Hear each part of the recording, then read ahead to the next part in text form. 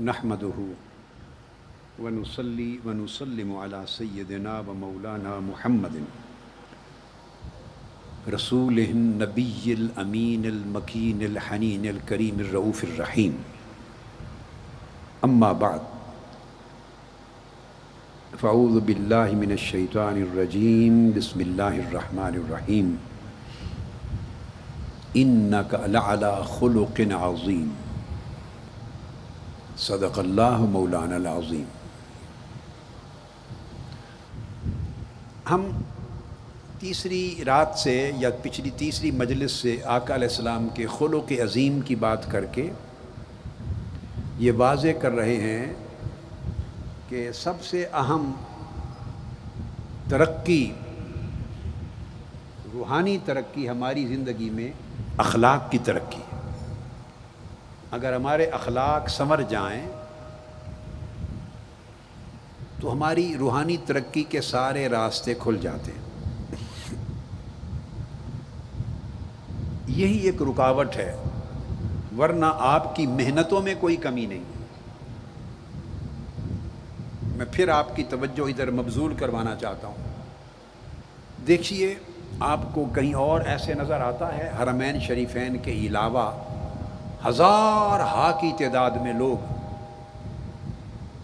एतिकाफ़ इकट्ठे बैठे हों और दूर दराज के सफ़र करके आके बैठे हों। क्योंकि जब आप एक मस्जिद में बैठते हैं मुतकिफ़ बनकर, 2 बंदे बैठेंगे, 3 बैठेंगे, 10 बैठेंगे, 20 बैठेंगे। अगर बड़ी कुशादा मस्जिद है, जगह है, तो 100-200 बैठ जाएंगे, चंद 100 बैठ जाएंगे। जगह की कुशादगी के एतबार से आपको कुशादा जगह भी मिलेगी, इंतज़ाम भी आसान होगा, मुश्किलात भी कम होगी। और जब हज़ार हा लोग जमा होते हैं, एतिकाफ़ में बैठते हैं और गर्मियों का मौसम है, तो तकलीफ़ भी होती है, ठीक है, मुश्किलात भी होती हैं, उतनी सहूलतें भी नहीं होती जितनी 2, 4, 5, 10 बंदे अगर एक जगह बैठते पूरी मस्जिद में तो सहूलतें हो सकती थी, वो भी नहीं होती। फिर मर्दों का बैठना तो अपनी जगह। अब आप अंदाज़ा कर सकते हैं, कहीं तसव्वुर है, ये सामने देखिए, एक दरिया है, समंदर कहें, हज़ारों की तादाद में ख़वातीन बैठी हैं एतिकाफ़ में। उनके लिए कितनी मुश्किलात होंगी, ख़वातीन को कितनी मुश्किलात होंगी। यहाँ बैठना ही सिर्फ नहीं है मुश्किलात का बायस, उनका घरों से चल के आना। ये पाकिस्तान की सोसाइटी है, ख़ुद मालिक व मुख्तार नहीं है। अगर आने वाली किसी की बीवी है तो उसका शौहर इजाज़त देगा तो आएगी। अब मुझे आज ये भी ख़बर मिली कि हमारी एक ऐसी बहन आई है, उसको शौहर ने कहा अगर आपने एतिकाफ़ जाना है तो उधर ही रहना, वापस ना आना। फिर अल्लाह पाक आसानी फरमा देगा। और ये जो किसी शख्स की ज़ौजा बीवी एतिकाफ़ बैठी है और शौहर ने अल्टीमेटली आने दिया, बेशक ऐसा जुमला भी बोला, लेकिन अल्लाह पाक नाराज़ नहीं होता, वो इसका पूरा अजर उसके शौहर को भी अता कर देगा। अल्टीमेटली आई तो शौहर की इजाज़त से ही है ना, तो शौहर को घर बैठे एतिकाफ़ का सवाब मिल गया, तो दोहरा सवाब बीवी लेके जा रही है। मगर आते मुश्किलात हैं, आते हुए बेटियां आई हैं तो माँ बाप की इजाज़त के बग़ैर नहीं आ सकती। जगह जगह अमन व अमान मुल्क में नहीं है, कत्ल व गारत गरी है, अगवा हो रहे हैं, डकैतियाँ हैं, किसी की जान व माल इज़्ज़त महफूज नहीं है। कोई आसानी से कौन देता है इजाज़त किसी को जाओ। तो इन बेटियों का आना, बहनों का आना, फिर माएँ हैं, उम्र रसीदा है, उनका आना, अल्लाह के हुजूर कमी नहीं। इनको एक एक को अल्लाह ही बेहतर जाने, 100 एतिकाफ़ात का अजर अल्लाह पाक अता फरमाता होगा कि कितनी मुश्किलात के दरिया उबूर करके आई हैं। फिर इनका इंतज़ाम करने वाली बेटियाँ, वीमन लीग की बेटियाँ, एतिकाफ़ की इंतज़ामिया, गर्ल्स कॉलेज, शरिया कॉलेज की इंतज़ामिया, उनके प्रिंसिपल, तालिबात, सारी जो लगी हुई हैं कारकुनान वीमन लीग की, उनके कितने उजूर हैं। इसी तरह आपके उजूर हैं। अब ये नेकियां हैं, नमाज़ें पढ़ते हैं, ज़िक्र करते हैं, आप तिलावत करते हैं, اس اعتبار سے بہت سی نیکیاں جمع ہیں، مگر رکاوٹ کیا ہے؟ ایک دروازہ ہے، بند ہے، وہ کھل جائے تو ولایت کے رستے پہ چل پڑے۔ ایک دروازہ ہے، بند ہے، وہ کھل جائے تو ولایت کی راہ پہ چل پڑے، روحانی ترقی شروع ہو جائے، احوال بدلنے لگ جائیں، ملکوتی صفات پیدا ہو جائیں۔ فرشتے تو نہیں بنتے، مگر فرشتوں جیسے احوال نصیب ہو جاتے ہیں، ملکوتی صفات مل جاتی ہیں، اور پھر بندوں کو اس سے بھی ترقی ہوتی ہے، جبروتی صفات مل جاتی ہیں، اس سے بھی ترقی ہوتی ہے تو لاہوتی صفات مل جاتی ہیں۔ ہے تو یہی بندہ نا، بشری پیکر ہے، یہی بندہ ہے، مگر اس بندے کے اندر نئے سے نئے جہان آباد ہونے لگتے ہیں۔ حضور قدوۃ الاولیاء سیدنا طاہر علاء الدین، وہ بھی پیکر بشری انسانی ہیں، مگر اس انسان کے اندر ایک نیا جہان آباد تھا۔ حضور سیدنا غوث العظم غوث الثقلین سیدنا شیخ عبد القادر جیلانی رضی اللہ تعالیٰ عنہ ایک بشری پیکر ہی ہیں، انسان ہیں، مگر ایک ایسا انسان کہ کئی جہان آباد ہیں نئے۔ حضور داتا گنج بخش سیدنا علی حجویری رضی اللہ تعالیٰ عنہ بھائی انسان ہی ہیں، مگر ایک ایسا انسان کہ اس کے اندر کتنے جہان آباد ہیں۔ حضور خواجہ اجمیر رضی اللہ تعالیٰ عنہ، خواجہ غریب نواز، حضور بابا فرید الدین گنج شکر، خواجہ نظام الدین اولیاء، حضرت شیخ شہاب الدین سہروردی، خواجہ حضرت مجدد الفسانی، حضرت شاہ بہاء الدین نقشبند، حضرت ابو الحسن الشاذلی، سید احمد الرفاعی، یہ سب انسان ہی ہیں۔ حضرت معروف کرخی، حضرت جنید بغدادی، حضرت ابوبکر شبلی، حضرت ذوالنون مصری، یہ سب انسان ہیں۔ با یزید بستامی، ابو الحسن خرقانی، یہ سب انسان ہیں، مگر ایسے انسان ہیں کہ ان کے اندر کئی جہان آباد ہیں، ان کے اندر کئی جہان آباد ہیں۔ تو بندہ نہ کھانا پینا جاتا ہے، وہ بھی کھاتا، کھانا پینا بھی رہتا ہے، سونا جاگنا بھی رہتا ہے، اٹھنا بیٹھنا بھی رہتا ہے۔ بلکہ اولیاء اور عرفاء ایک بات کہتے ہیں، بعض اولیاء کہتے ہیں کہ بعضوں کو اللہ کی پہچان آسانی سے ہو جاتی ہے، ولی کی پہچان مشکل ہوتی ہے۔ کیا؟ اللہ کی پہچان اس لیے آسانی سے ہو جاتی ہے کہ اللہ کی صفات عالم باطن میں بھی ہیں، عالم ظاہر میں بھی ہیں، مخفی بھی ہیں، ظاہر بھی ہیں۔ آپ سمجھیں، جو تو مخفی ہیں وہ تو صاحبان خفا جاننے کی کوشش کریں گے، لیکن اللہ کی جو صفات اور قدرتیں اور اس کی شانیں جو ظاہر ہیں وہ تو نظر آتی ہیں، ان کا تو پتہ چلتا ہے، بندوں کو ادراک ہو جاتا ہے اللہ کی کرم نوازی کا، اللہ کے احسانات کا، اللہ کے انعامات کا، اللہ کی قدرتوں کا، اللہ کی نعمتوں کا بندے کو احساس ہوتا ہے، بہت سوں کو احساس ہوتا ہے۔ یہ ظاہر کائنات ساری اللہ کی نشانیوں سے بھری ہے، نشانیاں ہیں۔ تو اگر اللہ کسی کو ہدایت دے تو اللہ کی ظاہری نشانیاں بھی اتنی ہیں کہ بندے کو راستہ مل جاتا ہے اس کی پہچان کا۔ لیکن ولی ظاہر نہیں ہوتا، ولی کی نشانیاں ظاہر نہیں ہوتی۔ ولایت امر ظاہری ہے ہی نہیں، یاد رکھ لیں، ولایت ہے ہی امر باطن، یاد رکھ لیں یہ بات، ولایت امر باطنی کا نام ہے، امر ظاہری کا نام نہیں ہے۔ تو ولی ہو جانے سے اس کا لباس نہیں بدل جاتا، ایسا نہیں ہو جائے گا کہ ولی ہونے سے پہلے ٹوپی پہنتا تھا، اب ولی ہو گیا ہے تو اب پورا امامہ ہی پہنے گا۔ نہیں، ٹوپی بھی آقا علیہ السلام کی سنت ہے، امامہ بھی سنت ہے۔ ولی کا کوئی ایک لباس نہیں ہے کہ وہ شلوار قمیض پہنے، عربی لباس پہنے، کوٹ پینٹ پہنے، لمبا پہنے، تہبند پہنے، پاجامہ شلوار پہنے، دھوتی چادر پہنے، کوٹی پہنے، کوٹ پہنے، اچکن پہنے، شیروانی پہنے، اوپر رومال رکھے نہ رکھے۔ ولی کی یہ کوئی شرائط لباس میں نہیں ہے، ہر وہ لباس جو آقا علیہ السلام کی سنت کے تابع ہے۔ جس کا شریعت نے حکم دیا ہے ولی وہ لباس پہنے گا۔ ولی کی خوراک مقرر نہیں ہے، یہ نہیں کہ ولی روٹی نہیں کھا سکتا، اب چونکہ ولی اللہ ہو گیا بریانی نہیں کھا سکتا، ولی اللہ مرغ قورمہ نہیں کھا سکتا، ولی اللہ ہو گیا مٹن قورمہ نہیں کھا سکتا، ولی اللہ ہو گیا سویٹ ڈش نہیں کھا سکتا۔ آپ یہ نہیں کہہ سکتے بھئی یہ ولی ہے، میں نے آنکھوں سے بریانی کھاتے دیکھا اس کو، یہ کیسے ولی ہے؟ میں نے اس کو پراٹھا کھاتے دیکھا ہے، یہ ولی ہے لسی پیتے دیکھا ہے میں نے، یہ کہاں کا ولی ہے؟ جلیبیاں کھا رہا تھا۔ بھئی ولی کا کوئی، ولی صرف حلال کھائے گا بس، اب حرام نہیں جا سکتا، اس کے اندر حرام نہیں کھا سکتا، اور شبہ والا بھی کھانا نہیں کھا سکتا، جو کھائے گا وہ الگ تحقیق حلال ہوگا، نور ہوگا۔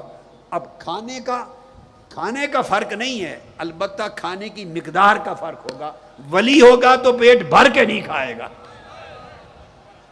کھابا نہیں ہوگا، یعنی کہ پیٹ کھائے اور یہاں حلق تک سانس لینے کی جگہ ہی نہ رہے، کھا کے تو پیر ایسے ڈکار ہی نہیں مار سکتا، پڑا ہوا ہے، ایسے حال کا ہے تو وہ ولی نہیں ہوگا۔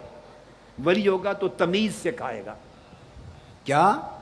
تمیز سے کھائے گا، جیسے آقا علیہ السلام کھاتے، کچھ بھوک رکھ کے کھائے گا۔ آپ سمجھ گئے نا بات؟ ولی ہو گیا لہذا عربی بولے گا، ایسے اولیاء جن کو عربی بولنا ہی نہیں آتی، تو جو پاکستان سے ہوگا کوئی ولی تو وہ عربی کہاں سے بولے؟ عربی ولی ہندی بھی بولے گا، ولی سندھی بھی بولے گا، ولی پنجابی بھی بولے گا، ولی سرائکی بھی بولے گا، عربی بھی بولے گا، اگر ویسٹرن ورلڈ میں ہوا ہے تو ولی انگریزی بولے گا، افریقہ میں ہوا تو افریقی زبان بولے گا۔ بھائی ولی کے لیے نہ کوئی شرط، نہ زبان کی، نہ لباس کی، نہ شکل و صورت، صرف گورا ہونا چاہیے نہیں بھائی، سیاہ رنگ بھی ولی ہو سکتا ہے، سیاہ رنگ ہو، سانولا رنگ ہو، گورا رنگ ہو، جو بھی ہوگا وہ ایک روحانی حسن ہوگا اس کے چہرے پر، ایک روحانی حسن ہوگا، چہرہ اس کا بھائے گا، دلوں کو، طبیعتوں کو بھائے گا، وہ اس کے قلب کے نور کے اثر سے۔ مگر قد کی کوئی لیمٹ نہیں ہے کہ ولی 5.5 فٹ کا کم سے کم ہونا چاہیے، 6 فٹ کا ہونا چاہیے، نہ۔ تو میں بتانا چاہتا ہوں کہ ظاہر میں ولی بازار نہیں جا سکتا، ولی شاپنگ نہیں کر سکتا، ایسا نہیں ہے۔ ولی بشر ہے، انسان ہے، وہ سارے وہ کام کرے گا، شادی بیاہ کرے گا، اولاد ہوگی، سیر و تفریح پہ سارے وہ کام کرے گا جو اللہ اور اللہ کے رسول نے اور اس کی شریعت نے جن کو جائز بولیے قرار دیا ہے۔ اب یہ ظاہری جتنی علامات ہوتی ہیں اس سے تو کسی کی ولایت کا پتہ نہیں چلتا، تو ولایت ہے کیا؟ میں نے بتایا تقوی اور حسن خلق، تقوی اور حسن خلق کا کمال درجے پر اجتماع، یہ ولایت ہے۔ ولی کا قلب وسیع ہو جائے گا سمندروں کی طرح، ولی کے اخلاق حسین ہو جائیں گے، ولی کے اندر بخیلی کنجوسی نہیں رہے گی، وہ سخی و تباہ ہو جائے گا، ولی کریم ہوگا، ولی نفرت نہیں کرے گا، محبت کرے گا، ولی بغض نہیں رکھے گا، ولی معاف کرنے والا ہوگا، ولی دینے والا ہوگا، چھیننے والا نہیں ہوگا، ولی گالی گلوچ نہیں کرے گا، دعائیں دے گا، پیار کرے گا، ولی مہمان نوازی کرے گا، ولی لوگوں کی خدمت کرے گا، لوگوں کو ہدایت دے گا، لوگوں کی بھلائی سوچے گا، صلہ رحمی کرے گا۔ تو یہ سارے امور اخلاق اور باطنی احوال کے ہیں، وہ ماتھے پہ لکھے ہوئے نہیں ہوتے۔ تو بہت سے لوگوں کو مغالطہ ہوتا ہے، وہ ظاہری احوال دیکھتے ہیں کہ اس کے پاس تسبیح بڑے سائز کی نہیں ہے، یہ ولی نہیں۔ آنکھیں ایسے موٹی کر کے گور کے نہیں دیکھتا، سرخ سرخ کر کے کہ اگلا ڈر جائے، منہ کے اوپر اس کے کوئی ایسے اثرات نہیں ہوتے کہ جلال میں رہے، مروڑ آئے ہوئے ہیں اور پریشانی ہے، اگلا بندہ ڈر رہا ہے، نہیں، اس کے چہرے پر ملاحت ہوگی، نرمی ہوگی، باتوں میں مٹھاس ہوگی، چہرہ خوشگوار ہوگا، اخلاق۔ یہ وہ چیزیں ہیں امور باطنی جن سے ولایت تشکیل پاتی۔ اب سمجھیں بات کو؟ تو میں بتانا یہ چاہ رہا تھا، اب یہ جو خلق حسن ہے، خلق حسن اور حسن الخلق، دونوں چیزیں، یہ اس وقت انسان کو ملتا ہے اور کمال کی طرف جاتا ہے۔ میں نے پہلی رات کہا تھا، جب بندے کی میں کی نفی ہو جاتی، میں کی نفی ہو جاتی ہے۔ تزکیہ نفس کا مطلب ہی یہ ہے کہ میں کو چھوٹا کرنا شروع کر دیا جائے،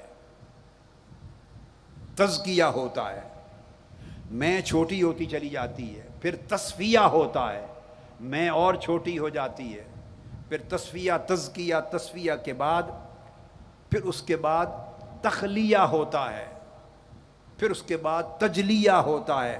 اس طرح 10 مرتبے ہیں، چلتے چلتے چلتے چلتے چلتے بندہ اس مقام پہ پہنچتا ہے کہ اللہ سے اس کو سارا فیض ملتا ہے اور وہ اللہ کے فیض کا متولی ہو کر مخلوق میں بانٹتا ہے۔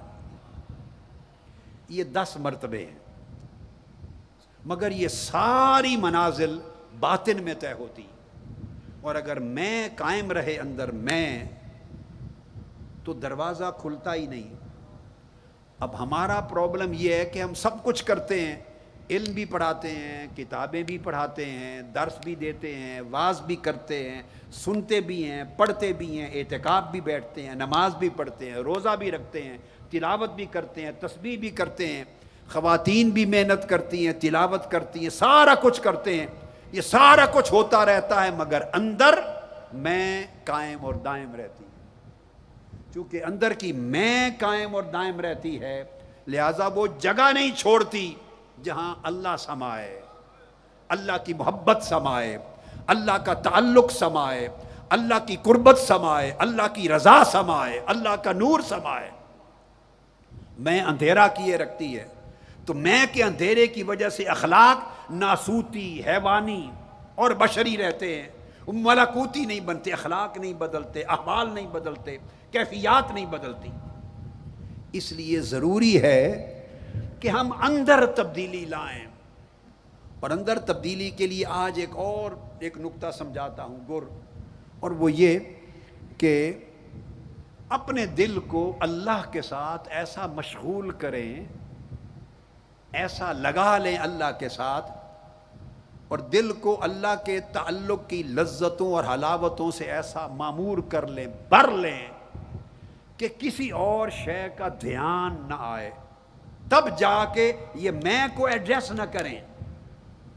میں کو جب توجہ نہیں دیں گے تو یہ ظالم اور کافر میں خود نظر انداز ہوتی ہوتی ہوتی ہوتی مر جائے گی۔ جب ہم توجہ دیتے ہیں نا، اندر سے نفس بولتا ہے میرے ساتھ کیا ہوا، مجھے عزت نہیں دی گئی، میرا نام نہیں بلایا گیا، میری بات نہیں سنی گئی۔ خواتین کا بھی رولا ہوتا ہے، مردوں کا بھی رولا ہوتا ہے، مجھے اہمیت نہیں دی گئی، مجھے نہیں سنا گیا۔ میں جب شروع ہوتا ہے، وہ میں چیختی ہے، تو بندہ اس کو ایڈریس کرتا، اس کی طرف متوجہ ہوتا، بس میں کی طرف متوجہ ہوا گیا، میں اسے انگیج کر لیتی ہے، میں بندے کو اپنے ساتھ انگیج کر لیتی ہے۔ میں کے کئی مسائل ہیں، بندہ ایک کے بعد دوسرا تیسرا ایڈریس کرتا کرتا اسی میں تھک ہار کے ختم ہو جاتا۔ اب یہ گر صوفیاء نے، اولیاء نے، عرفاء نے کس طرح سکھایا، اس مشن اور تنظیم کے کام کو، دین کے کام کو، اپنی روحانیت کے کام کو آگے بڑھانے کے لیے لازم ہے کہ یہاں صفائی ہو، یہاں پر صفائی ہو۔ اللہ رب العزت نے ارشاد فرمایا اپنی کئی انبیاء پر نازل کی جانے والی کتب میں اور صحائف میں، یہ بڑی خاص بات، ارشاد فرمایا اذا کان الغالب علی عبدی الاشتغال بی جعلت لذتہ وہمتہ فی محبتی۔ نقطہ سنیں، اللہ پاک نے یہ راز اتارا اور اپنے خاص بندوں کے دلوں میں یہ راز اتارا اور اپنی کتابوں میں لکھوایا۔ فرمایا جب بندے پر یہ حالت غالب آ جائے، کون سی حالت؟ کہ وہ میرے ساتھ مشغول رہے۔ جب بندے پر یہ حالت غالب آ جائے، کون سی حالت؟ کہ وہ اللہ فرما کہ میرے ساتھ مشغول رہے۔ اب اللہ کے ساتھ مشغول رہے کیسے؟ اس کو مثال سے سمجھا دوں۔ ایک آدمی آپ سے بات کر رہا ہے، یعنی میرے قریب کھڑا ہو مثلا اور مجھ سے بات کر رہا ہو ایک شخص، اور ادھر ارد گرد لاؤڈ سپیکر پہ شور شرابہ بھی چل رہا ہو، 10-15-20 آدمی زور زور سے باتیں کر رہے ہوں، شور شرابہ ہو رہا ہو، تو وہ جو ایک آدمی جس کے ساتھ میں مشغول ہونا چاہتا ہوں، جس کی بات میں سننا چاہتا ہوں اور جس کو اپنی بات سنانا چاہتا ہوں، نہ میری اس کو سنائی دے گی نہ اس کی مجھے سنائی دے گی، کیونکہ کان یہی ہے، اس کان میں 10-15-20 لوگوں کا شور شرابہ اور بھی بیک وقت چل رہا ہے، لاؤڈ سپیکر چلے ہوئے ہیں، 10 لاؤڈ سپیکر چلے ہوئے ہیں، ادھر سے گانے آ رہے ہیں، ادھر کوئی نعت پڑھ رہا ہے، ادھر کوئی قوالی کر رہا ہے، ادھر کوئی لڑائی جھگڑا کر رہا ہے، ادھر آپس کے معاملے چکا رہا ہے، شور شرابہ ہے طرح طرح کا۔ اب اس میں اس ایک بندے کی آواز جو ہے وہ مجھے سنائی نہیں دے رہی اور میری بات اسے سنائی نہیں دے رہی، تو میں کیا کہوں گا؟ میں کہوں گا بھئی ذرا تھوڑی دیر بند کرو لاؤڈ سپیکر، یا آپ چپ کرو، میں اس بندے کی بات سن لوں۔ تو اگر وہ باقی باتیں بند نہیں ہوں گی تو اس کا مطلب یہ ہے کہ ان کا شغل غالب ہے، ان کی آواز غالب ہے، اور میں اس ایک بندے کے ساتھ مشغول نہیں ہو سکتا۔ سکون اور سکوت ہو تو اس کے ساتھ مشغول ہوں گا۔ اسی طرح بندے کے قلب کا حال ہے، 100 دھیان ہے اس کے، اور کئی رولے ہیں جن کے اندر الجھا ہوا ہے، اس کے ساتھ لڑائی بھی چل رہی ہے، ادھر مقدمہ بازی بھی چل رہی ہے، سسرال کے ساتھ بھی دنگا فساد چل رہا ہے، ان لاز کے ساتھ بھی چل رہا ہے، بیوی کے ساتھ بھی جھگڑا چل رہا ہے، بہن بھائیوں کے ساتھ بھی جائیداد کے تنازع چل رہے ہیں، پڑوسیوں کے ساتھ بھی ایک مقدمہ چل رہا ہے، ساتھ والوں کے ساتھ بھی ایک معاملہ چل رہا ہے، ادھر کوئی اور مذہبی طبقوں کے ساتھ بھی معاملات، ان کے بھی رولے فتوے چل رہے ہیں، بندہ ادھر بھی الجھن، ادھر بھی الجھن، ادھر بھی الجھن، پھر دوسرے کی گاڑی دیکھتا ہے تو اپنی گاڑی چھوٹی ہے، محل دیکھتا ہے دوسرے کا میرا گھر چھوٹا ہے، میری تنخواہ کم ہے، پیسے کم ہیں، اس کے وسائل زیادہ ہیں، بچوں کی فیس زیادہ ہے، تو یہ بھی الجھنے ہیں۔ یہ 10-15 ساری چیزوں کو یکجا کر لیں، یہ ساری چیزیں بندے کو اپنے ساتھ مشغول کرتی ہیں، ہر مسئلہ بندے کو مشغول کرتا ہے، دھیان کو الجھا دیتا ہے۔ تو جب آپ کا دھیان، آپ کا قلب 100 چیزوں میں الجھا رہے گا تو وہ ایک مولا کے ساتھ مشغول کیسے ہوں گے؟ وہ 100 چیزوں میں ایک اللہ کی عبادت بھی فٹ کی ہوئی ہے، فٹ کی ہوئی ہے، سارے کام دھیان دلوں میں چل رہے ہیں، نماز آ گئی تو فرض بھی پڑھ لیے، تسبیح بھی کر لی، اللہ اللہ بھی ہو رہا ہے، تسبیح سبحان اللہ سبحان اللہ سبحان اللہ وہ بھی کیا جا رہا ہے، مگر سبحان اللہ زبان سے ہو رہا ہے، وہ دل کے اندر جم ہی نہیں رہا، دل مشغول نہیں ہے اللہ کے ساتھ، چونکہ بہت سارے شغل ہیں جن میں دل اور دماغ اور بندے کا من الجھا ہوا ہے۔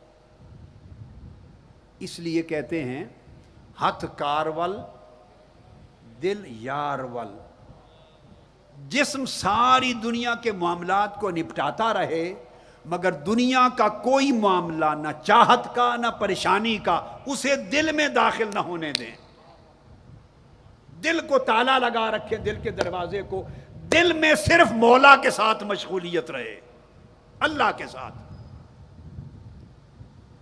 نقصان ہو گیا تو وہ نقصان ڈیل کرتے رہیں مگر دل میں نہ داخل ہونے دیں اس کا افسوس، نفع ہو گیا اس کو ڈیل کرتے رہیں مگر اس کی خوشی دل میں نہ داخل ہونے دیں۔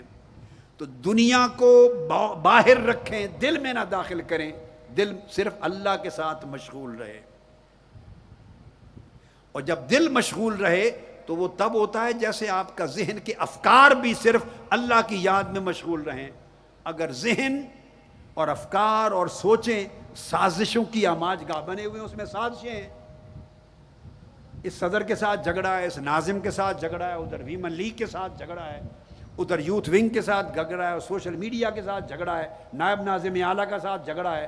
جب یہ سارے بندوں کے ساتھ آپ کے مسائل ذہن کو الجھائیں گے تو ذہن کا الجھاؤ سارا دل کو منتقل ہو جاتا ہے، دل کو منتقل ہو جاتا ہے، یہ سارے رولے ملا کر بندے کو ہولا کر دیتے ہیں، اللہ کی نگاہ میں ہولا کر دیتے ہیں۔ یعنی اللہ دیکھتا ہے کہ یہ کیا بندہ ہے، رولوں میں رہتا ہے، رولوں میں ہی رہتا ہے اور میرے ساتھ مشغول نہیں ہوتا، ایک مجھے چھوڑ کے ہر شے میں مشغول ہے، ہر شے میں مشغول ہے۔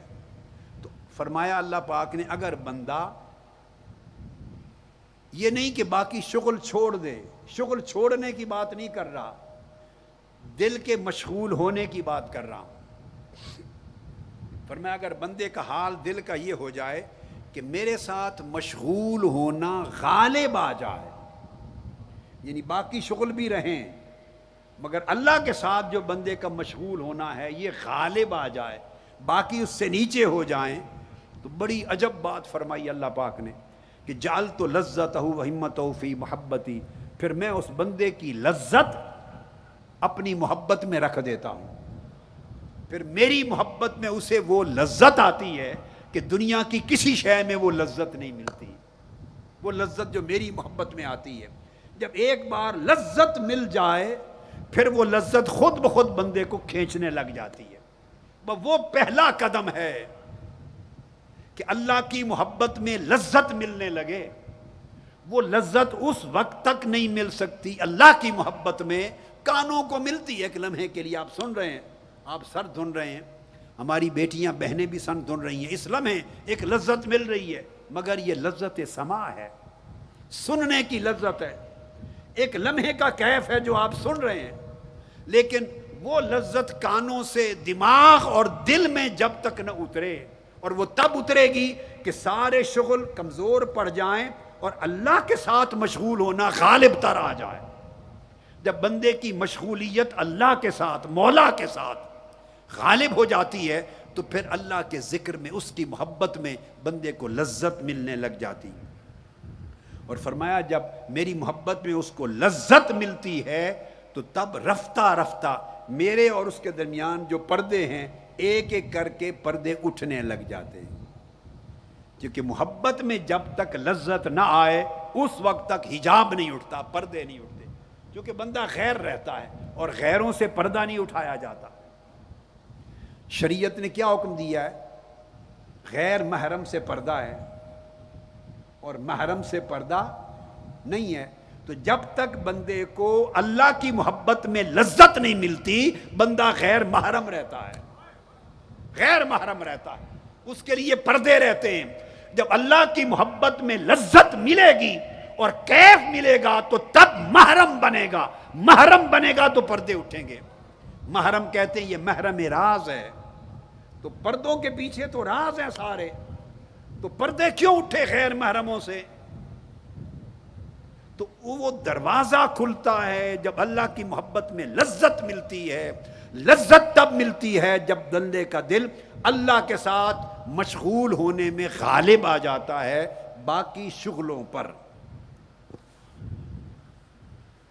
اب آگے دیکھیے، ایک شخص حضرت سری سقطی رضی اللہ تعالیٰ عنہ کی مجلس میں گیا، آپ کی بارگاہ میں حضرت سری سقطی ان کے پاس حاضر ہوا اور جا کے پوچھا ایو شیء اقرب الی اللہ لیتقرب بہ العبد الی اللہ، پوچھا اے حضرت سری سقطی البغدادی مجھے کوئی سبق دیں، کون سی شے ہے جو اللہ کے بہت قریب ہے، جو اللہ کے بہت قریب ہے اور بندے کو اللہ کے قریب کر دیتی ہے تاکہ اس شے کو اپنایا جائے اور بندہ اللہ کے قریب ہو جائے، اللہ کا قرب تلاش کر رہا ہے، کون سی شے ہے جو مجھے اللہ کے قریب کر دے تاکہ میں اسے اپنا لوں اور اللہ کی قربت مل جائے؟ یہ سن کر حضرت سری سقطی رونے لگ گئے، واہ رونے لگ گئے۔ اب یہ محبت کی علامت ہے۔ کیوں رونے لگ گئے؟ کہ کسی شخص سے آواز سنی کہ اللہ کا قرب مانگتا ہے، ہائے ہائے اللہ کا قرب چاہتا ہے، اس بات میں بھی لذت آتی ہے کہ کوئی میرے مولا کا قرب کا طلبگار ہے، واہ واہ واہ واہ میرے مولا کے قرب کا طلبگار ہے۔ رونے لگ گئے اور پوچھنے لگا کہ آپ مجھ سے یہ چیز پوچھ رہے ہیں، آپ جیسے لوگ یہ چیز پوچھتے ہیں؟ پھر آپ نے فرمایا، انہوں نے کہا جی ہاں مجھے جواب دیں، ہدایت کر دیں۔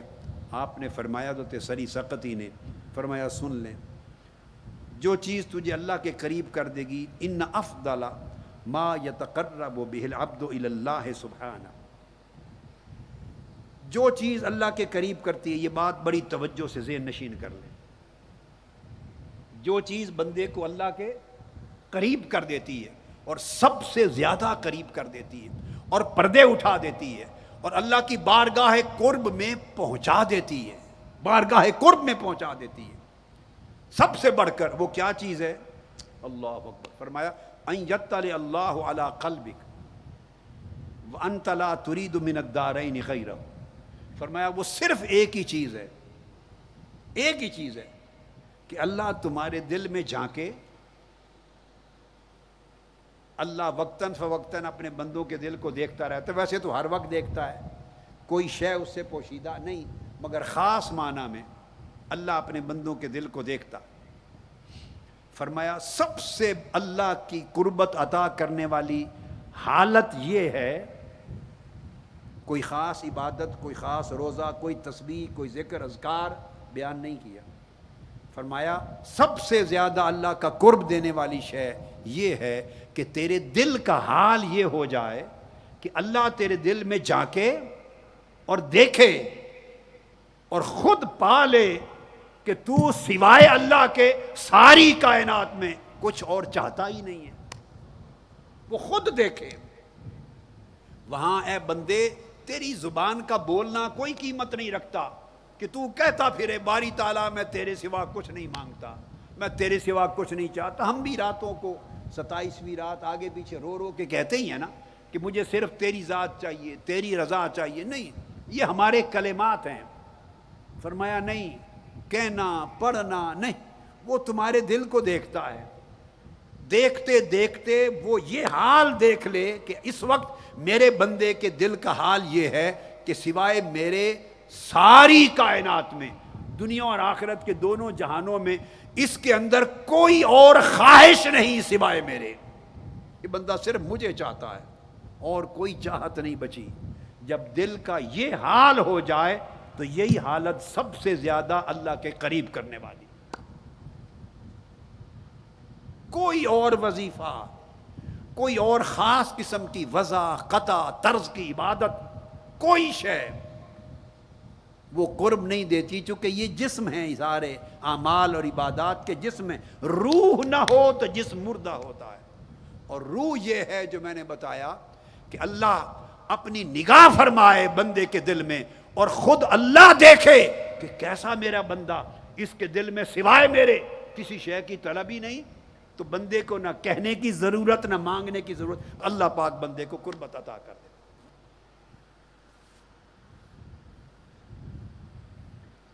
حضرت ابراہیم بن ادہم فرماتے ہیں، سیدنا ابراہیم بن ادہم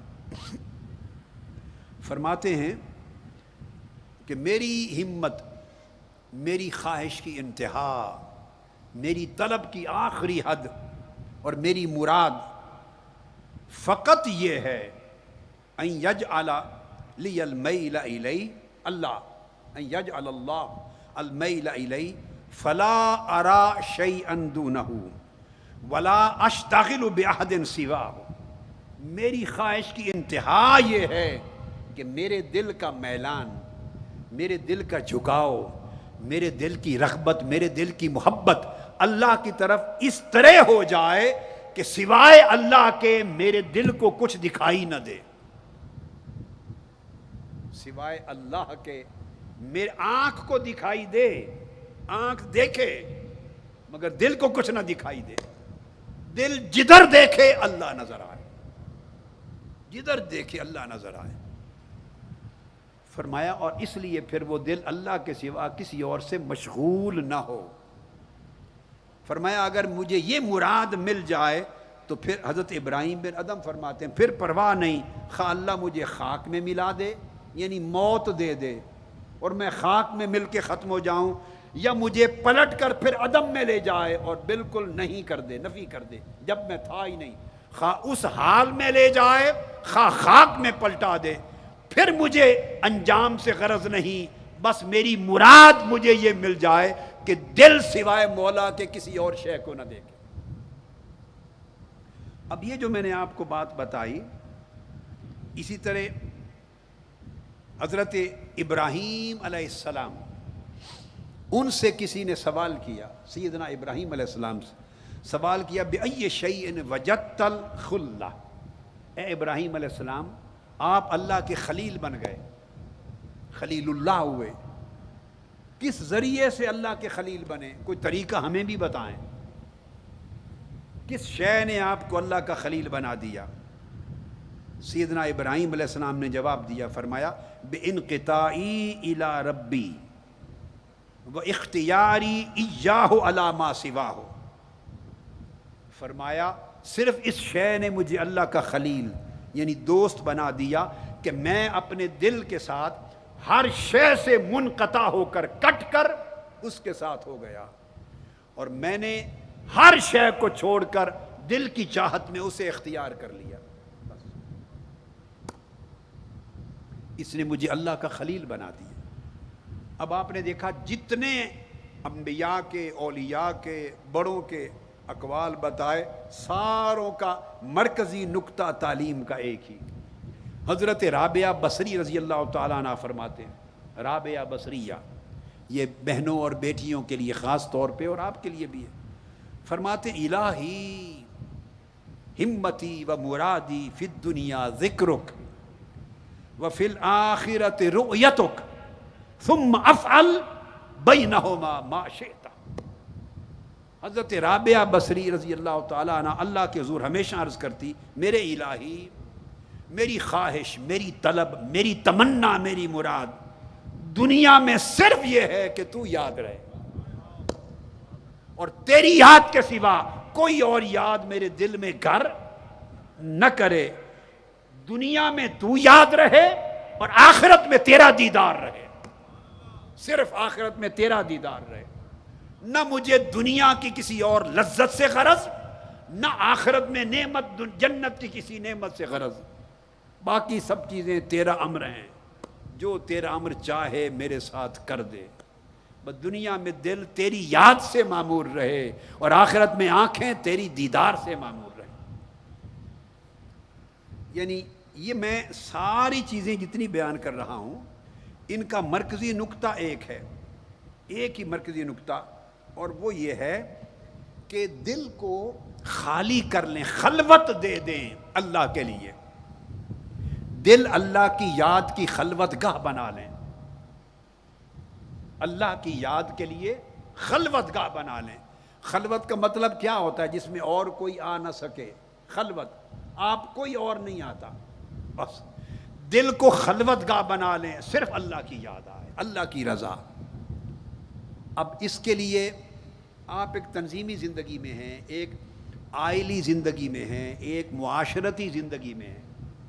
اس کے لیے سبق یہ ہے، آپ 100 کام کرتے ہیں، آپ مرد بھی کر رہے ہیں، بیٹیاں اور بہنیں بھی کر رہی ہیں ویمن لیگ کی.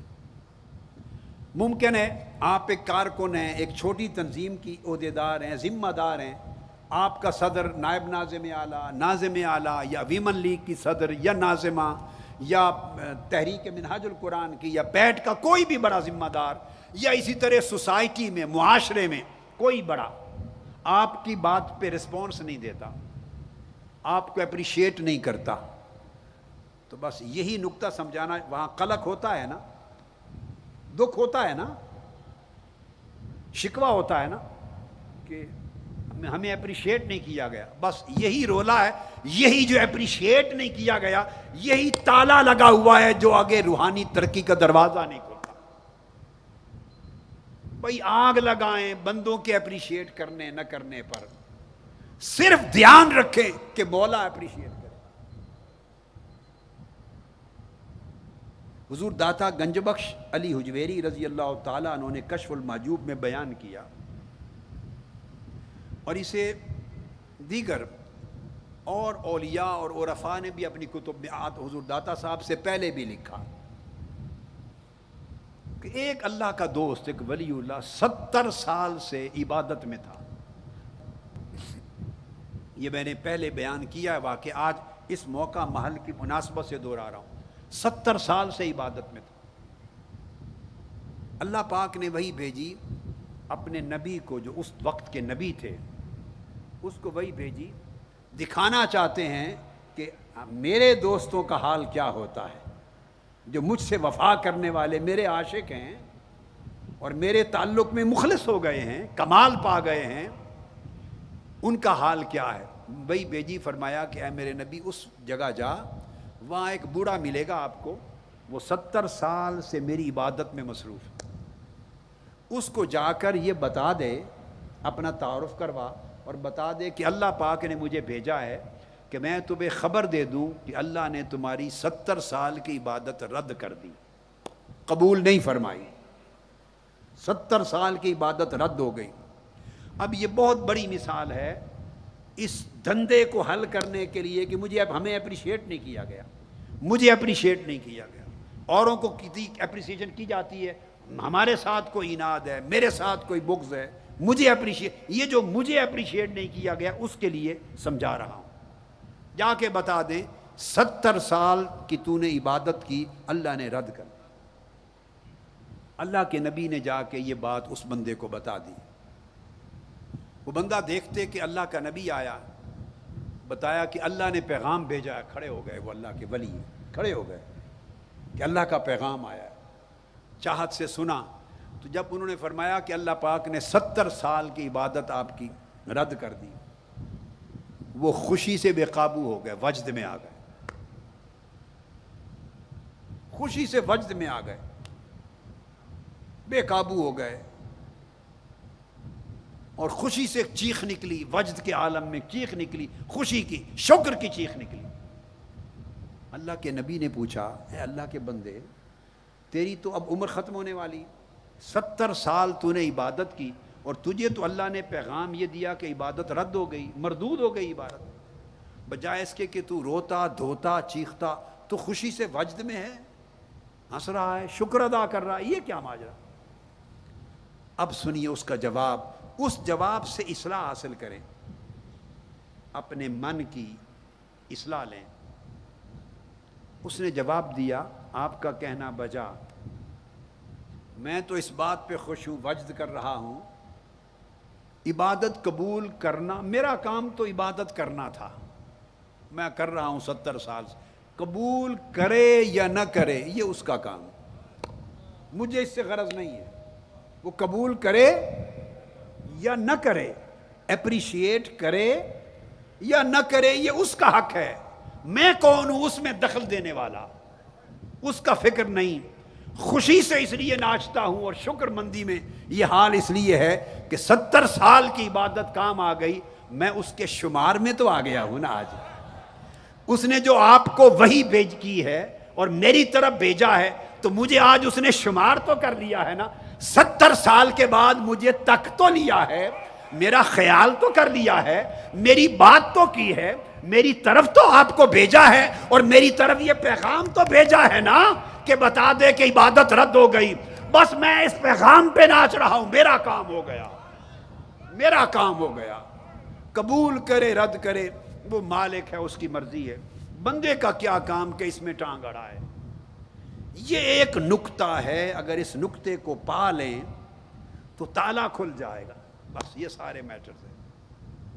یہی بہت بڑا دشمن ہے ہمارا، سب کچھ کرتے ہیں، کر کر کے تھک جاتے ہیں، مر جاتے ہیں، زندگی گزر جاتی ہے، تعلقات آپس میں ختم ہو جاتے ہیں، رشتے ٹوٹ جاتے ہیں، تنظیموں کے رشتے ٹوٹتے ہیں، شکوے ہوتے ہیں، دشمنیاں ہو جاتی ہیں، سارا کچھ برباد جاتا ہے، یہ تالا نہیں کھلتا۔ بس اتنی بات اگر کر لیں کہ اپریسیشن بندوں سے نہیں مولا سے چاہیے، بس اپریسیشن بندے سے بولیے نہیں، کس سے چاہیے؟ مولا سے، وہ دیکھتا ہے۔ اصل اپریسیشن وہی ہوگی جو قبر کی شام میں، جب پہلی شام قبر میں آئے گی تو اپریسیشن وہاں نظر آ جائے گی۔ جب آپ ساری عمر آقا کی وفاداری میں کام کرتے رہے، اس مشن کے لیے رات دن دائی بن کر، رفیق بن کر، معاون بن کر محنت کرتے رہے، دعوت دیتے رہے، تگ و دو کرتے رہے، لوگوں کے گھر گھر جا کر پیغام پہنچاتے رہے، اگر یہ کیا، محنت کی، تھکے، اعتکاف کی محنتیں کی، مصطفی انقلاب کی محنتیں کی، اللہ کے دین کی سربلندی کی محنتیں کی، بھلے بھائی تنظیمی کوئی سربراہ اپریشیٹ کرے یا نہ کرے، آپ اس کے لیے نہیں کر رہے کام، ذہن میں رکھ لیں، کسی کی نہیں، یہ لیے نہیں، یہ قبول کریں نہ کریں، مانے نہ مانے، شاباش دیں یا نہ دیں، اصل شاباش وہ ہے جو وہاں ملنی ہے، اور گنبد خضرا سے ملنی ہے، اور وہ شاباش آپ کو مل کے رہنی ہے. اللہ کی عزت کی قسم, آنکھیں بند ہوں گی, قبر میں جائیں گے, پہلی شام پردہ اٹھ جائے گا اور آپ دیکھیں گے کہ تاجدار کائنات کا جب پوچھا جائے گا اے بندے بتا یہ ہستی کون ہے, پہچانتا ہوں, تو آقا مسکرا کر جواب دیں گے فرشتوں یہ میرا غلام ہے, عمر پر منہاج القرآن کا جھنڈا اٹھاتا رہا ہے, میری غلامی کرتا رہا ہے, اس کا میرا اس سے نہ پوچھو, اس کا مجھ سے پوچھو. قبر کی پہلی رات ہی کام ہو جائے گا, قیامت کے دن آقا کی کملی اور شفاعت کا سایہ ملے گا, کام ہو جائے گا, جنت میں آقا کی ہمسائیگی قربت ملے گی, کام ہو جائے گا.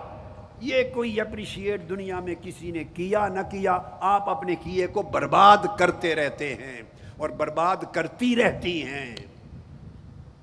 اس ولی سے سبق سیکھو جسے 70 سال کی عبادت کے بعد پیغام ملا کہ عبادت رد ہو گئی, ختم. وہ وجد میں آ کے ناچ گیا, اس نے کہا قبول ہو یا نہ ہو اس کا کام. اس نے وہاں سے بھی اپریسیشن نہیں مانگی, واہ واہ واہ, یہ ایک اور درجہ ہے. اس نے وہاں سے بھی اپریسیشن نہیں مانگی, اس نے کہا میرا سب کچھ یہ ہے کہ اس نے شمار تو کر لیا, آج مجھے پیغام تو بھیج دیا. یہ مقبولوں کی کتاب ہے, یہ مردودوں کی کتاب ہے, چلو اپنی کسی کتاب میں میرا نام تو لکھ دیا. ارے عشق اتنا خالص ہوتا ہے, عشق اتنا خالص ہوتا ہے. یہ ایک دنیاوی مثال میں نے پہلے بہت زمانہ پہلے 90s میں یا ممکن ہے 10-15 سال پہلے یہ 2-1 بار 3 بار بیان کی تھی, وہ مجنو اور لیلا کی. وہ بات سمجھ آنے والی ہے اس لیے پھر دوہرا رہا ہوں. وہ آپ نے قصہ نہیں سنا کہ لیلا بیمار ہو گئی تھی, تو مجنو کو خبر ملی, وہ ساتھ آ کے مسجد میں معتکف بن گیا. حکیموں نے کہا اسے خون چاہیے. وہ جتنے عاشق تھے سارے بھاگ گئے. وہ چوری کھانے والے تھے, لیلا روز چوری, میٹھا حلوہ, زردہ, ایسی چیزیں جو بھی آپ سمجھ لیں بنا کے بھیجتی تھی کہ مسجد میں اس کے عاشق بیٹھے ہیں, عشاق بیٹھے ہیں, خدام بیٹھے ہیں. وہ خوب ہپ کھاتے تھے, چوری کھاتے تھے لوگ. میرے ابا جی قبلہ رحمۃ اللہ علیہ فرماتے تھے چوری والے مجنو تھے, تو چوری والے مجنو کو روز چوری ملتی تھی. چوری تو جانتے ہیں نا, میں بھی بچپن میں کھاتا تھا, امی جی مجھے بنا کے دیتی تھی. اب تو وہ چوریاں نہیں رہی ہیں, تو وہ کھاتے تھے روز. جس دن خبر آئی کہ خون دو, چیک ہونا ہے کس کا خون ملتا ہے, ویسے میں بات بتا رہا ہوں, اس زمانے یہ ٹیسٹ تو نہیں تھے. قصہ مختصر یہ کہ خون مانگا, سب بھاگ گئے. خون مجنو دیتا رہا, اس کا خون مل گیا, روز خون بھیجتا رہا. کتنی بوتلیں خون کی دے دیں. ایک حکایت ہے لیلا مجنو کی. حکایتیں واقعات سے متعلق نہیں ہوتی, سبق سے متعلق ہوتی. واقعہ کس طرح ہوا کس طرح نہ ہوا نہیں, حکایات مولانا روم نے بھی بیان کی, مثنوی میں حکایات ہوتی ہیں, اس میں سبق ہوتا ہے. تو شفا یاب ہو گئی, مجنو کے خون سے شفا یاب ہوئی. تو لیلا نے پھر شکرانے کے لیے دیگیں پکائیں. جب دیگیں پکائیں تو زردہ اور حلوہ لینے کے لیے سارے بھاگے ہوئے مجنو پھر آ گئے, کشکول لے کر, پیالے لے کر, ساری قطاریں. لیلا ہر ایک کو دیتی گئی, بھر کے, ہر ایک کو بھر کے دیتی گئی. اسے پتہ نہیں تھا کہ یہ بھاگے ہوئے بھگوڑے ہیں, سارے بھاگ گئے تھے, پتہ تھا کہ نہیں, مگر دیتی گئی.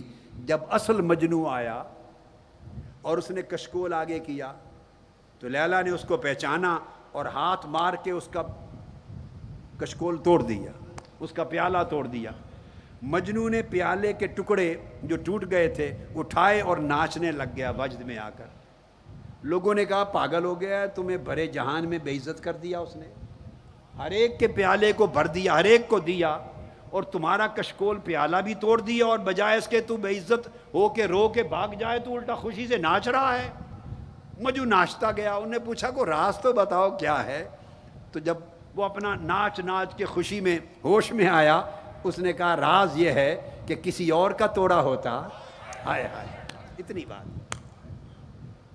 یہاں 100 مجنو جمع تھے, کسی اور کا توڑا ہوتا, 100 میں میرا پیالہ کیوں چنا. مجھے دوجیاں نالو وکھرا جانے تو توڑے نا میرا, وکھرا جانے نا مینوں, وکھرا سارے نالو وکھرا جانے ہیں، سب سے جدا جانا ہے تو میرا پیالہ توڑا ہے، بس وہ جدا جاننے پر ناچ رہا ہے۔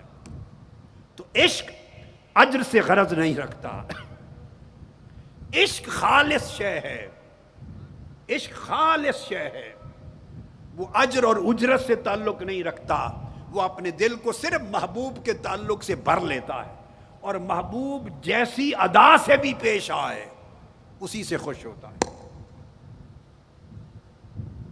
یہ چند نکتے جو بتائے، اگر ان کو آپ سنبھال لیں اور دل میں ڈال لیں، ان کو دل میں ڈال لیں،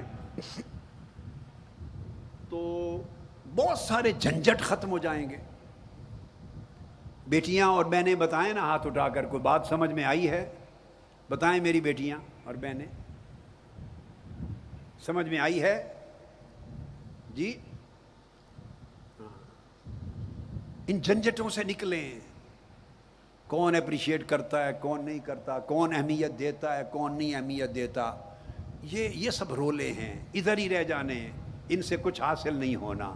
تنظیموں میں مرد ہیں، آپ لوگ ہیں، یوتھ لیگ والے ہاتھ اٹھائیں، ایم ایس ایم والے ہاتھ اٹھائیں، تنظیمات والے ہاتھ اٹھائیں، منہاج القرآن اور کارکن جہاں کام کرتے اور سارے معتکفین جہاں جہاں آپ کا واسطہ ہے، ان جھنجھٹوں سے نکلیں۔ یہی جھنجھٹ ایک تالا ہیں جو روحانیت کا دروازہ کھلنے نہیں دیتے، ترقی نہیں ہونے دیتے۔ اپریسیشن کرنا اچھی چیز ہے، کوئی کر دے تو اس کا اخلاق، نہ کرے تو دل نہ توڑیں، اس کو بھی مثبت طریقے سے لے لیں۔ چلو بھول گیا، چلو بشری کمزوری لے لیں، بھائی بشری کمزوری ہے، بس ختم، اس سے آگے نہ جائیں۔ بھول گیا ہوگا، بھول گئی ہوگی، ختم، بس ذہن کو آگے مت چلائیں۔ بہت زیادہ ہی ناراض ہونا، سمجھ لو یہ بشری کمزوری ہے، چلو تو بات ختم ہی ہو گئی نا، بشری کمزوری ہے، کیا ہو گیا؟ اللہ کا میں نے کہا تخلق، اخلاق سیکھیں، رنگ چڑھائیں۔ آدم علیہ السلام کو فرمایا اس درخت کے قریب نہیں جانا، اس درخت کے قریب نہیں جانا، یہ نہیں پھل کھانا۔ کھا بیٹھے، کھا بیٹھے، تو فرمایا اب نیچے جائیں۔ جب نیچے جانے لگے، جب نیچے جانے لگے تو اب دوسرا غیر تو کہے گا نا، غیر کے سزا دی ہے، غیر تو کہے گا سزا دی ہے، مگر جاتے ہوئے روکا، آدم ذرا گل تو سن۔ جی مولا، فرمایا یہ کلمات یاد کر لو اور جا کے ان کلمات کو پڑھنا، معاف کر دوں گا۔ کوئی سزا اس طرح تھوڑی دی جاتی ہے، ربنا ظلمنا انفسنا وَإِن لَّمْ تَغْفِرْ لَنَا وَتَرْحَمْنَا لَنَكُونَنَّ مِنَ الْخَاسِرِينَ، معافی کا گر بھی سکھا دیا۔ یہ تو بات کی حضرت آدم سے آپس کی بات ہے، تو کسی غیر نے پوچھا کہ آدم نے کیا کیا، باری تعالیٰ آپ کا حکم نہیں مانا؟ فرمایا خبردار، نہیں ایسا نہ کہو۔ فرمایا آدم نے کیا کیا، نافرمانی کی؟ نہ فرمایا ناسیہ، لم نجد لہو فناسیہ، لم نجد لہو عزما۔ اب غیر کو بتایا، ایسا نہ کہنا کہ آدم نے نافرمانی کی۔ فرمایا نہیں، بھول گیا تھا، بھول ہو گئی، بھول گیا، اور ہم نے دیکھا، ہم نے اس کے دل میں نافرمانی کا ارادہ نہیں پایا، اپنی گواہی بھی دے دی، اپنی گواہی دے دی۔ یہ ہے درگزر کا طریق، اپنوں کے ساتھ ایسا رویہ رکھتے ہیں، اللہ کے اخلاق اپناتے ہیں۔ اگر کسی نے اپریشیٹ نہیں کیا کوئی بات نہیں، سمجھے اس کے دل میں ایسا ارادہ نہیں تھا، بھول گیا، خطا ہو گئی، بس آپ اس بات کے پیچھے نہ پڑیں، اس سے اپنا اجر خراب ہوگا، اجر ضائع ہوگا۔ آپ اپنا دھیان اللہ کی طرف رکھیں، اپنا دھیان اللہ کی طرف رکھیں۔ یہ ایک طلب کی قسم ہے، پکارتا تو ہر کوئی ہے اللہ کو، اللہ ہر کوئی کرتا ہے، نیک کام ہر کوئی کرتا ہے، مشن کے دین کے کام ہر کوئی کرتا ہے، مگر ان سارے کاموں میں دل اس کے ساتھ تعلق میں کتنا خالص رہتا ہے اور کسی اور شے کی پرواہ نہیں کرتا، یہ ہے اصل قدر و قیمت کی چیز۔ حضرت ذُنُّون مصری رضی اللہ تعالیٰ عنہ فرماتے ہیں، ذُنُّون فرماتے ہیں کنت حاجن فَإِذَا بِشَابٍ یقول، فرمایا میں حج کر رہا تھا اور کعبے کے طواف میں تھا، تو میں نے ایک جوان کو دیکھا، جوان ولی اللہ جوان، اس کو دیکھا، جوان عرض کر رہا تھا، اسے اپنی فکر نہیں تھی، وہ طواف کر رہا ہے، حج کر رہا ہے، اپنی فکر نہیں، عرض کر رہا الہی قد اجتمع وفدک وانت اعلم فما انت صانع بہم۔ ایک جوان اللہ سے پوچھتا تھا، مولا بڑے بندے جمع ہو گئے تیرے حضور، تیرے گھر بڑے مہمان آ گئے، بہت مہمان تیرے بندے آ گئے، دور دور سے چل کے آ گئے، اور وہ جوان کہتا تھا باری تعالیٰ تو ہی بہتر جانتا ہے کہ ان کے ساتھ کیا معاملہ کرے گا، انہیں کیا کیا دے کے بھیجے گا، تو ہی بہتر جانتا ہے۔ حضرت ذوالنون مصری فرماتے ہیں کہ جب اس جوان نے یہ بات کی اللہ سے تو اللہ کا جواب آیا، وہ آواز میں نے سنی، فَسَمِعْتُ صَوْتًا یقول، میں نے سنی آواز، جواب میں اللہ پاک فرماتے ہیں وفدی کثیر وطلابی قلیل، ہاں جمع ہونے والے تو بہت زیادہ ہیں مگر مجھے طلب کرنے والے حقیقت میں بہت کم ہیں۔ تو آپ جمع ہو جانے والے نہ بنیں، حقیقی طلب کرنے والے بنیں۔ یہ اللہ اور اس کے رسول کا مشن ہے، اللہ اس کے رسول کا مشن ہے۔ جمع ہونے والے نہ بنیں، حقیقی طلب کرنے والے بنیں، اور جو اللہ کا سچا طالب ہو جائے اور اللہ کے رسول کا سچا طالب ہو جائے، اس کو پھر اللہ اور رسول کی رضا اور اپریسیشن سے بڑھ کر کسی اور شے کا دھیان ہی نہیں رہتا۔ اگر کسی اور شے کا دھیان بھی آ جائے، خیال بھی آ جائے، تو سمجھیں کہ اللہ کی اور اس کے رسول کی طلب ابھی ناقص ہے۔ بس یہ کامل کر لیں، پھر شکوے نہیں رہیں گے، پھر شکوے نہیں رہیں گے۔ اس خیال سے، اس دھیان سے آپ اپنی کاوشوں کو پاک کریں، اپنی کاوشوں کو ستھرا کریں، اور اللہ کی اور اس کے رسول کی طلب میں اپنی کاوشوں کو پاکیزہ کریں اور محنت کریں۔ آخری پیغام یہ دینا چاہتا ہوں، آج کی گفتگو کا ایک پیغام، گفتگو ختم کرنے سے پہلے بہت ضروری ہے، بڑے دھیان سے سنیں۔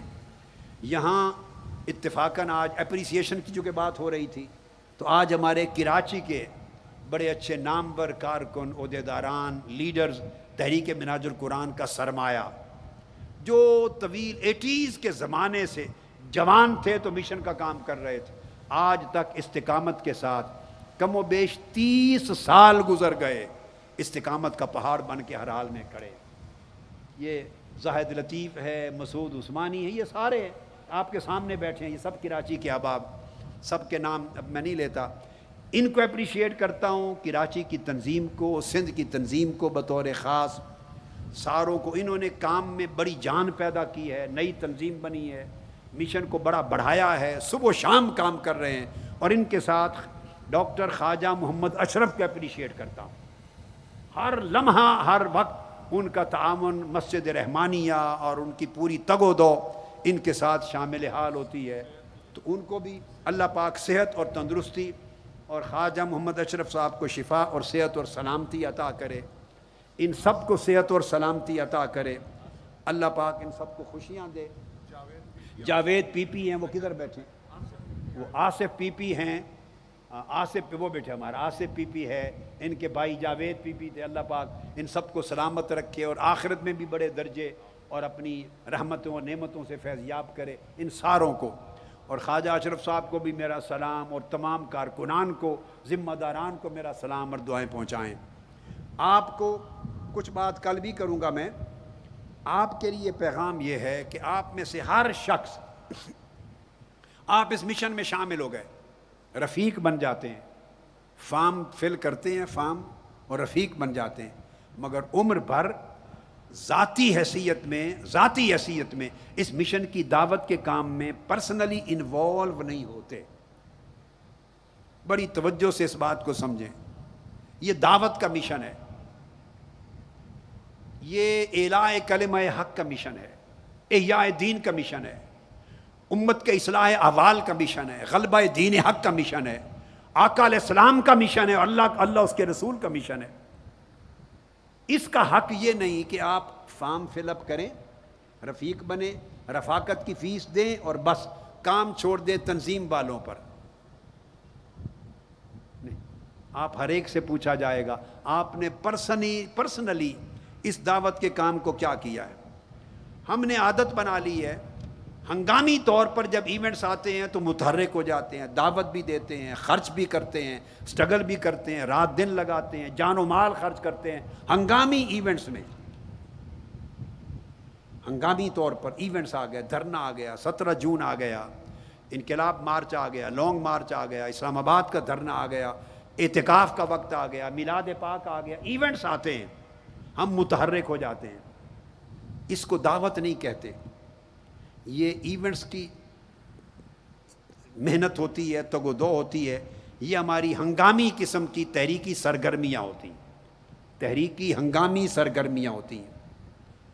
مگر دعوت وہ ہے جس کا سلسلہ دائماً رہے، مسلسل رہے، اور ہر روز تسلسل کے ساتھ کچھ وقت نکال کر اس مشن کی دعوت دوسرے کو پرسنلی پہنچانے میں آپ انوالو رہیں.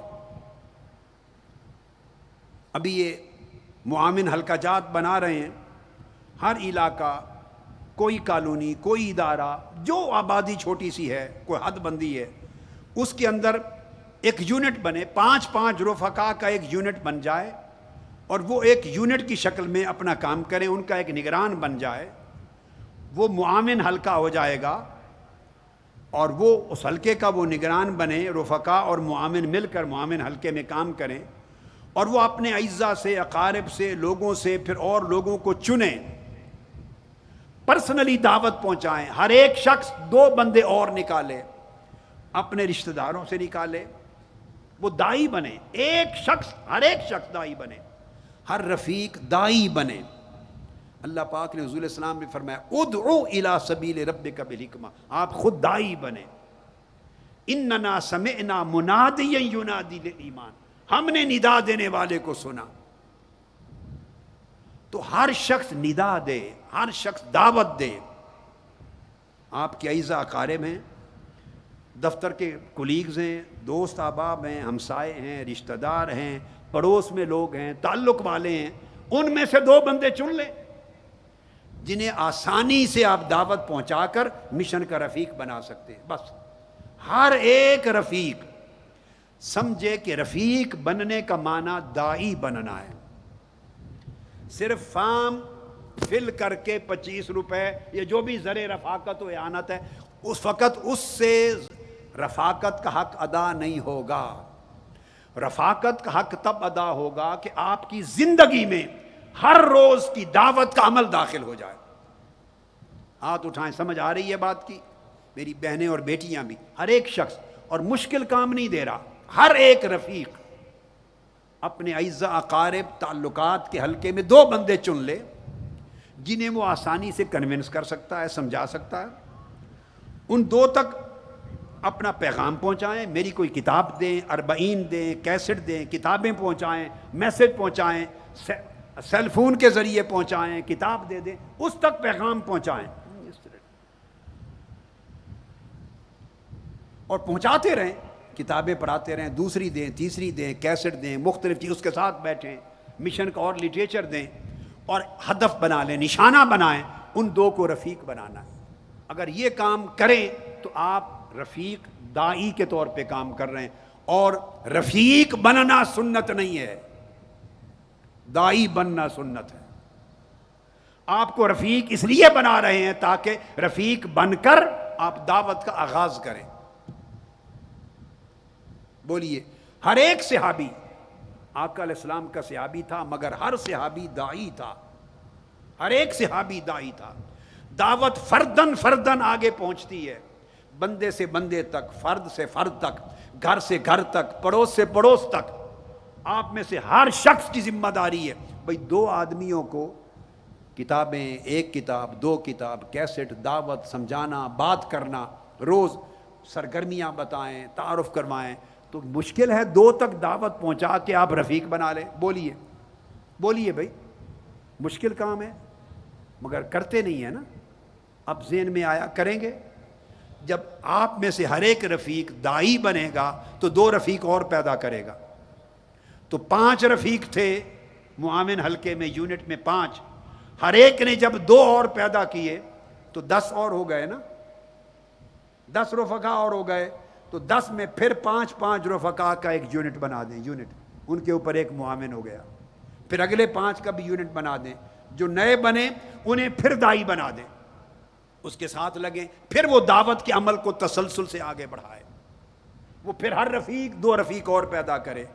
رفقا سے رفقا پیدا ہونا یہ دعوت کے عمل سے ہوگا. بولیے کس عمل سے؟ اور دعوت آسان ہے. آقا علیہ السلام نے فرمایا بلغوا انی ولو آیہ، صحیح بخاری میں حدیث، اگر ایک آیت بھی مجھ سے سنی ہے تو وہ بھی آگے پہنچا دو. دائی بن گئے. ایک آیت بھی اگر آپ نے سنی ہے مجھ سے تو آقا علیہ السلام نے فرمایا آگے پہنچا دو. قرآن مجید میں فرمایا قل ھذہ سبیلی ادعو الی اللہ، یہ میرا راہ ہے، میرا راستہ ہے، میں اللہ کی طرف دائی ہوں، بلاتا ہوں، دعوت دیتا ہوں. ہر پیغمبر دائی تھا. اللہ کا ہر پیغمبر، اتنی عظیم سنت ہے. تو رفاقت کا مطلب دعوت کو دینا ہے، خود رفیق بن کر رفیق بنانا. بولیے. تو جس کو رفیق بنائیں گے اس کی رفاقت کا اجر و ثواب بھی دنیا میں، قبر میں، آخرت میں آپ کو ملتا رہے گا. جتنے رفقا وہ آگے بنتے جائیں گے ساروں کا ثواب انہیں بھی اور آپ کو بھی ملے گا، چونکہ دعوت پہلی آپ نے دے کے اسے رفاقت دی تھی. تو دعوت دینا یہ انبیاء کی سنت ہے، انبیاء کی سنت ہے. اللہ پاک نے فرمایا وَمَنْ أَحْسَنُ قَوْلًا مِمَّنْ دَعَا إِلَى اللَّهِ، اس سے بہتر بات کس شخص کی ہے جو اللہ کے کام کی طرف لوگوں کو دعوت دے. یہ قرآن ہے. دعوت سے بہتر کوئی شے نہیں. اب دعوت ایک ایسی چیز ہے آسان، آپ کے پاس لمبا چوڑا علم نہیں اس کی بھی پرواہ نہیں، آپ کتاب دے آئیں. یہ 40 پکڑ لیں، خدمت دین کی 40، 50 40 چھپی ہوئی ہیں، چھوٹی چھوٹی کتابیں ہیں، کیسٹیں ہیں. آپ خود عالم نہیں ہیں، پرواہ نہیں، مت سوچے کہ میں تو عالم نہیں ہوں. آپ لٹریچر دے آئیں، اس لٹریچر کے ذریعے باقی کام اللہ کر دے گا. آپ کا ٹارگٹ رہے کہ میں رفیق ہوں، میں نے رفیق بنانے ہیں انڈیویجولی، اور گنتے چلے جائیں یہ مہینہ ہے، اس مہینے میں 2 رفیق بنانے ہیں. اگر آپ تھوڑا تھوڑا وقت لگا کے کرتے رہیں تو بنا لیں گے کہ نہیں؟ ہر شخص، بولیے ہاتھ اٹھا کر، ہر شخص بنا سکتا ہے کہ نہیں؟ پھر اس کے بعد ہلکے بڑھتے جائیں، پھر آگے برکت ہوتی چلی جائے گی. تو آقا علیہ الصلوۃ والسلام نے، میں نے آپ کو فرمایا، حکم دیا کہ فرمایا حدثوا انی بما تسمعون، جو کچھ تم سنتے ہو مجھ سے آگے پہنچا دو. جو کچھ سنتے ہو آگے پہنچا دو. خود نہیں بیان کر سکتے تو کتاب کی شکل میں پہنچا دو، کیسٹ کی شکل میں پہنچا دو، لٹریچر کی شکل میں پہنچا دو. بھائی پڑھ لے، نہیں پڑھا پھر دے آئیں، پھر اس کے ساتھ بیٹھیں، مشن کی بات کریں. ذکر فإنما انت مذکر، بار بار یاد دلائیں حتیٰ کہ یاد اس کو جم جائے. رفاقت، اور بندے ایسے چنے جو آپ کو آسان لگے. اپنے سے بہت بڑا طاقتور، زیادہ مالدار، زیادہ ہمت والا، بہت زیادہ پڑھا لکھا، اس پر ہاتھ نہ ڈالیں. اس پہ وہ ہاتھ ڈالے جو اس کے ساتھ ذرا ایزی فیل کرے. آپ ایسے کو اپنا نشان بنائیں، دعوت کا نشانہ جو آسان ہے آپ کے لیے، آپ جیسا ہے. اس کو جو آپ کی بات کو سنے گا، جلد کنونس ہوگا، آپ کو پریشان نہیں کرے گا، آسان راستہ ہے.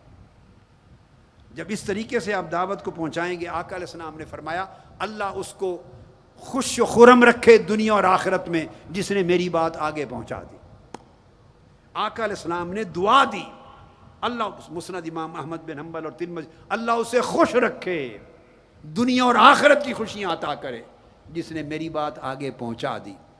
آپ میں سے ہر رفیق آج سے دائی ہے، بات آگے پہنچانے والا، آگے پہنچائے.